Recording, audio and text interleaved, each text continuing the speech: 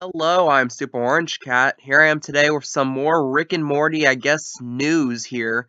Now, if you've been following this season has been very well received by critics to this point, but also I've noticed the reception from fans has been kind of mixed. So, naturally being kind of curious about this, I went online, and one thing I noticed pretty quickly was after the season debut of this season, the next two episodes plummeted in ratings, plummeted in viewership. Now, note right off the bat, when I say plummeted in ratings, you have to kind of put in context the fact that Rick and Morty still finished second on its night, only behind The Walking Dead. So it's not like it's fallen out of the picture, it's completely irrelevant. It's still doing very well, ultimately speaking, at the time, at this moment at least. And what I like to note here is this graph here, I thought was pretty interesting. It's on the Wikipedia page for the episodes of Rick and Morty. I noticed this. And just to point out just like how the trend of the viewership has been over time, the different colors here represent the different seasons of the show so far. And one thing you might point out is, what's that really, really tiny green bar? Well, first off, that's technically the debut of the episode that was aired as a April Fool's prank back in 2017. So not that many people were like watching the block to watch Rick and Morty. They're kind of caught off guard by it, hence its unnaturally low number. So if you're following this for statistics purposes, might as well just kind of throw that one out. But anyhow, this one thing I thought was pretty interesting to note was just like how Rick and Morty's popularity at the very beginning was just like word of mouth.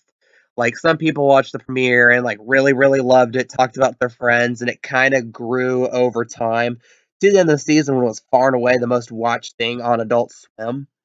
And then season two is more or less just kind of carrying on with that, kind of more of a stalling pattern. Season three is when I think the absolute popularity and cultural zeitgeist of Rick and Morty was at its absolute zenith.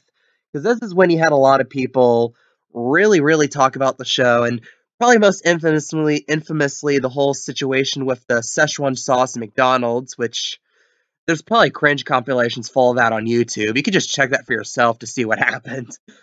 But one thing I noted was that the first episode of the season held pretty well with what happened in season three, been more among the lower rated episodes of the season, but I mean, considering the fact that we have cable cutting, less people watching cable in general, you have to account that there's going to be somewhat of a decrease over time. But then the next two episodes just absolutely bottom out to the point where both of them are lower than any season two episode. So not just like drop below, oh, we had last season, it dropped below season two as well. And like I've noticed, I've read in my comments section, especially from this last episode, how it was a pretty mixed reception. And it might be one of those things where it's like, and this is a common thing with very, very popular shows where the writers and staff just kind of start buying into their own hype, as in kind of get the mentality of it doesn't matter what we do because people are going to watch it and people are going to love it, which is something you see a lot with artists, with musicians, with TV shows, with movie series. And usually that's type of mentality historically has led to a lot of shows starting to tank in terms of ratings and in popularity. That's something like I know this is only two episodes of this trend, but at the same time, Rick and Morty already kind of has this reputation of being like the we're too smart for you type show. At the same time, like this last episode in particular, like kind of mentally I really didn't like it that much because it almost felt like the joke was that a lot of the writing was kind of forced, was a lot of what was I called it was kind of I'm trying to think of the term, the thing where it's like you just kind of just did it without much trial. It's gonna kill me. I'm gonna remember this right after I finish posting this video. But anyhow, like I thought it was just a very weak episode. It was very, very reliant on the whole concept of, oh, heist movies are stupid. The whole point of this episode is to point out how stupid the whole plot contrivances in heist movies are. So every little thing in this episode is going to be a play on that simple joke. Which, if you really love that joke, then more power to you. And you probably thought this was a hysterical episode, but I didn't. And quite a few people I know who are consider themselves diehard Rick and Morty fans really dislike it too. And one thing for Adult Swim why this might be troubling is usually most shows get renewed through the next season, or like one more season, or if it's a really popular show and they think they can get a cheaper deal on it, then they renew it for like 2 more seasons. Especially in animation where you have to produce episodes like in batch form and production cycles, you have to renew quite a bit in advance. So Adult Swim did renew a lot of Rick and Morty in advance. And I emphasize a lot. Apparently, allegedly, I don't know if this has been proven or not, it's been renewed through 100 episodes, which means starting after last season, those 69 episodes were set to be produced. So after this season, there's still going to be like 50 something episodes that still have to be made and released by Adult Swim, which on the surface seems amazing because, well, it's the most popular show on TV right now. You're hitting the iron while it's hot. However, there's kind of a couple things that would go against the show in that respect. First thing is, like I said, a lot of people have been saying that the humor has dropped specifically starting in this season, and also the fact that the show is still doing these weird 2 year in between hiatuses. Like, let's for example another animated show. Let's say The Simpsons. Simpsons pump out 22 episodes each year. Like they don't take an extra year in between and be like, oh, let's focus on making these episodes even better. There's this mentality of let's pump out episodes now. And The Simpsons and Rick and Morty are pretty similar in which they're so deep into the cultural zeitgeist, they're gonna sell and they're gonna make money kind of regardless what happens. So wouldn't it be to the incentive of Adult Swim, of the Rick and Morty staff, to pump out these episodes as quick as possible for the profit? And however, you can be like, oh, only make small amount of episodes at a time because it helps the quality. Well, this season has kind of shown that not to be the case so far, especially the most recent episode. Oh dear.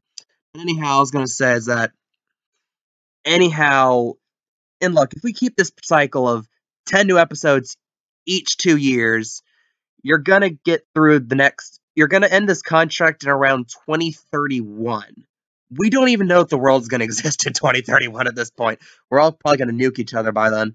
But anyhow, like I was saying, and also another note, one more. I'll finish this rant after this one more point here. There's not going to be a new episode this week. And I looked back, and last season there was a week in between where they did take off without any new episodes. And it's not like South Park where they make each episode each week. So, for the sake of writer fatigue and to like give their writers and staff some time off with their family and whatnot, they would once every 3 or 4 weeks just take a week off.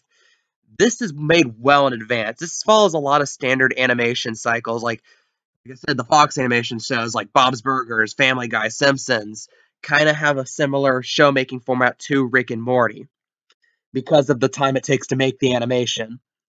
So it comes to example, if you've had these episodes prepared in advance, why are you taking time off in between? And it's not like December 1st is a very special day in any way. It's not like it's on a holiday or something like what Tanami does and run marathons when they're like close to like Christmas or whatnot.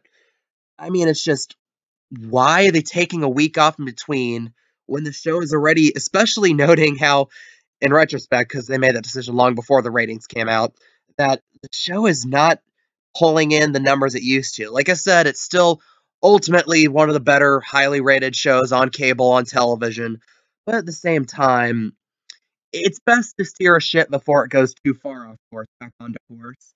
So again, although Rick and Morty, right as of right now, is still doing pretty fine for itself, I kind of worry that in the not too distant future, it can start to get even worse. It'll be really sad to see a show that not that long ago was considered the show on television to have such an unceremonious downfall, as I'm worrying is starting to happen here. But what do you guys think? Do you think Rick and Morty's very? Do you think the future? Do you think they're actually going to get through the 100th episode for real in like 2030 something? Do you think that Rick and Morty is still good? Do you think that season four's quality has held up well to the quality of the previous seasons? I want to hear your opinions down below. If you like more Rick and Morty content, please like this video. Please subscribe. I appreciate your support. I am Super Orange Cat, and that is all.